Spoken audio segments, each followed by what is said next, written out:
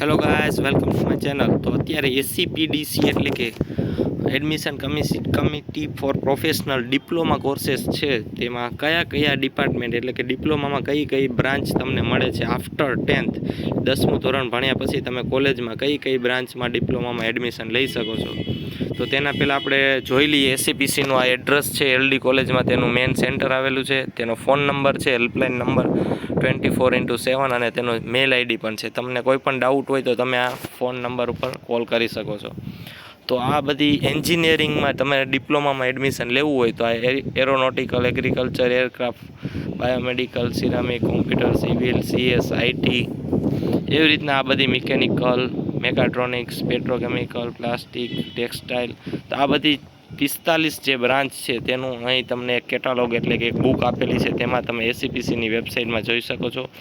એસસીપીડીસીની website ઉપર જશો એટલે તમને આ પીડીએફ જોવા મળશે. તેમાં એક એક બ્રાન્ચ વિશે તેનું બેઝિક ઇન્ફોર્મેશન, તેમાં પોસિબલ ટાસ્ક કયા આવશે તમારી જોબમાં અને જોબની ઓપોર્ચ્યુનિટી કઈ કઈ છે. તો એવી રીતના તમે આ પીડીએફ એકવાર રીડ કરી જોજો એટલે તમને આઈડિયા આવે કે મારા 10મા પછી કઈ બ્રાન્ચમાં મને ઇન્ટરેસ્ટ છે. આ બધું એકવાર નજર મારી જોજો તો તમે બ્રાન્ચ સિલેક્શન કરવામાં થોડોક ફાયદો રહેશે. સપોઝ કે સિવિલ એન્જિનિયરિંગ છે તો તેમાં one of the oldest and most comprehensive branches of the engineering is civil engineering. એટલે આમાં પ્લાનિંગ, ડિસિઝન, કન્સ્ટ્રક્શનનું બધું કામ આવશે.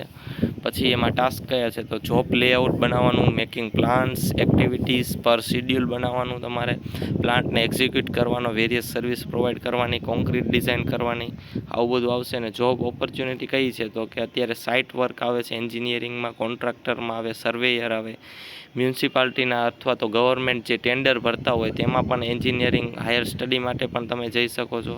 તો અલગ અલગ તમે જોબ ઓપોર્ચ્યુનિટી છે. તો આવી રીતના તમારે જે પણ બ્રાન્ચમાં જવું હોય તેના વિશે તમે બેઝિક ઇન્ફોર્મેશન લઈ લો. So thank you very much for watching this video. અગર કોઈ તમને ડાઉટ હોય તો કોમેન્ટ સેક્શનમાં જરૂર જણાવજો. Thank you.